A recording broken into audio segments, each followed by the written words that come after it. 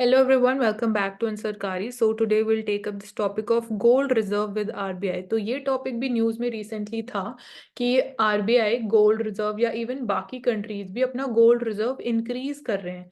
तो क्या ये इंडिकेशन है टुवर्ड्स एनी इकोनॉमिक क्राइसिस कि गोल्ड रिजर्व को डिफरेंट कंट्रीज के सेंट्रल बैंक्स इंक्रीज कर रहे हैं, या क्या और कोई रीजन है? तो let's understand this topic. Gold reserve क्यों रखता है आरबीआई अपने पास? तो गोल्ड को we consider to be one of the most secure plus liquid asset है। तो it is important from the perspective of, जैसे हम स्ट्रैटेजिक ऑयल रिजर्व्स की बात करते हैं कि इंपोर्ट कवर की हमने कल बात करी थी कि इतने महीने का या एक साल का हमारे पास इंपोर्ट कवर होना चाहिए, इतनी फॉरेन करेंसी हमारे पास होनी चाहिए कि एक साल का इंपोर्ट हम ऑयल का कर सकें अगर ऐसी कोई जियोपॉलिटिकल वॉर होता है या सप्लाई साइड डिसरप्शंस हो जाते हैं। तो सिमिलरली गोल्ड रिजर्व भी उसी तरीके से फंक्शन करते हैं। So it safeguards it's returns amid the global uncertainty, और अगर सपोज इन्फ्लेशन इंक्रीज हो रही है तो one of the biggest reasons for the rush for gold was the geopolitical risk. So this is very clear and simple thing.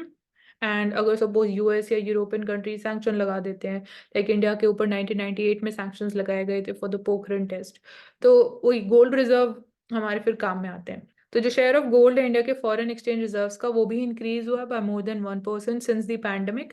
तो this is a recent data and this is a trend in line with other central banks also, जो मैं अभी highlight कर रही थी। तो according to RBI जो हमारा गोल्ड रिजर्व है इट इज एट 7.4% ऑफ जो हमारा टोटल रिजर्व है फॉरेक्स रिजर्व का एज ऑफ अगस्त 2023। तो ये हमें एक पता होना चाहिए कि इंडिया या आरबीआई कितना गोल्ड रिजर्व मेंटेन करता है as the form of percentage. And तो ये इंक्रीज हुआ बाय 1% जो कि लिखा गया आफ्टर कोविड-19 पैंडेमिक इंक्रीज किया गया है, and it stands at 795 tons. So next is कि can falling rupee be a danger to the reserves और नॉट? मतलब अगर रुपी वीकन हो रहा है, रुपी डेप्रिशिएट हो रहा है, तो is it a danger for the forex reserves और नॉट? तो 2022 की बात करें तो आरबीआई ने फॉरेन एक्सचेंज रिजर्व्स को यूज किया।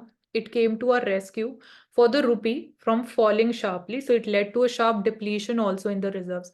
डिप्लीशन क्यों होगा यहाँ पे औशिक रिजर्व्स का? क्योंकि आप गोल्ड आप बाई करो ना डॉलर को, तो डिप्लेशन हो गई रिजर्व में नहीं नहीं, उस अगर तरह से। हम बाय कर रहे हैं फॉरेन करेंसी को तो रिजर्व्स तो इंक्रीज होंगे ना। यहाँ पे यही है ना कि rescue the rupee from the falling sharply which led to sharp depletion in the reserve. Hmm. Sell कर रहे हो, सॉरी। हाँ, उल्टा हो गया। सेल कर रहे हो, और जब आप गोल्ड को या फिर आप डॉलर को, फॉरेन रिजर्व को, to hmm. Contain the depreciation of the rupees. Right. जब आप डिमांड बढ़ाते हो मार्केट में गोल्ड या फिर डॉलर का, तो बट इससे ऑटोमेटिकली रिलेटेड, रुपीस को गोल्ड से रिलेटेड नहीं है यहाँ पे, ये सिर्फ रुपी और रुपीस को बाय करते हो, रुपी की रुपी बात। को बाय करते हो। हाँ, हाँ, तो आरबीआई सेल हाँ, कर रहा है फॉरेन got करेंसी, तो इसलिए हमारे रिजर्व्स it. फॉल होंगे। तो central bank continue with the slow and steady pace of accumulation of the reserves despite the sharp fall in the rupee against the US dollar due to higher inflation or global uncertainties। so ये दो challenges भी थे। So this increase is on account of the addition of 28.9 metric tons of gold, also due to increase in the price of the gold, also internationally depreciation of Indian rupee हुआ compared to USD।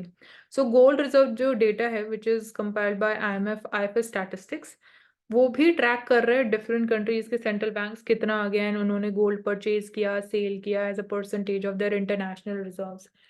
तो this is also monitored by IMF. तो ये sentence भी आ सकता है, तो this is important. तो ranking of countries according to their foreign exchange reserves, तो People's Republic of China, this is the amount 4 million, हम बोल सकते हैं 4 मिलियन राउंड, एंड थिंक ये यूएस डॉलर में ही होगा।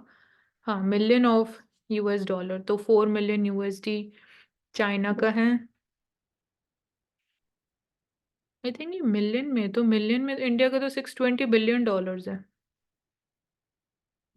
तो यहाँ पे इंडिया का कौन सी ईयर का डेटा ये यहाँ पे स्पेसिफाइड नहीं है। सो तो हमें राइट नाउ पता होना चाहिए, right now it is at 620 billion. इसमें मानसी, इसमें मिलियन में है ना, तो हाँ। यहाँ देख लोगे तो 4 ट्रिलियन हो गया। मिलियन बिलियन तो 4009 बिलियन हो गया। तो इंडिया का 319 है, तो पुराना है थोड़ा सा। हाँ, पुराना आई है। थिंक ये थोड़ा सा, यहाँ ईयर तो मेंशन भी नहीं यहाँ पर किया फिफ्थ गया। में आ जाएगा कम से कम। ठीक है। हाँ, मतलब टॉप 5 में तो इंडिया है। तो कंपोनेंट्स और total reserves in India, components हमने बात करी, foreign currency assets, gold is the second, reserve trunk position जो आईएमएफ में है, एसडीआर, एंड ये इनका टोटल कंबाइंड। तो ये यहाँ पे हमारे पास 2013-14 तक डेटा है, रुपीज बिलियन 268, तो राइट नाउ तो हमारा बहुत हायर लेवल पे है, तो यहाँ पे भी कंपोनेंट्स का है।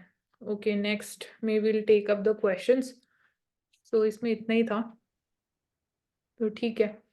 कोई डाउट और कुछ पूछना हो इससे रिगार्डिंग, क्योंकि फॉरेन करेंसी वाला थोड़ा सा कंफ्यूजिंग टॉपिक होता है, अप्रिसिएशन एक डेप्रिसिएशन। बार एक बार एसडीआर और रिजर्व ट्रांच है ना, उसका थोड़ा सा डिफरेंस बता दो एक बार। एसडीआर और रिजर्व ट्रांच, कि मतलब रिजर्व ट्रांच मतलब होता है कि उतना आपके पास अवेलेबिलिटी है कि आप लोन ले सकते हो आईएमएफ से, कि वो होता है ना कि आप इसमें ना एस हाँ माइनर हाँ। डिफरेंस होता है, तो वो एग्जैक्टली तो देखना पड़ेगा, पर एसडीआर का ये है कि कंट्री उसको कभी भी यूज कर सकता है अगर कोई ऐसी फाइनेंशियल क्राइसिस लाइक सिचुएशन होती है।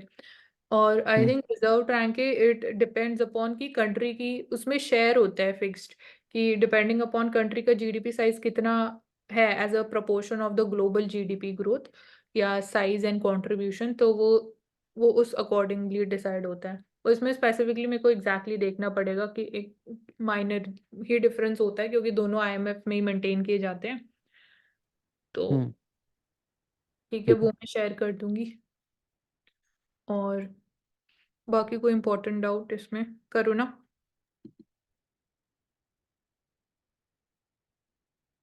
नहीं, कुछ नहीं। ठीक है प्रवेश।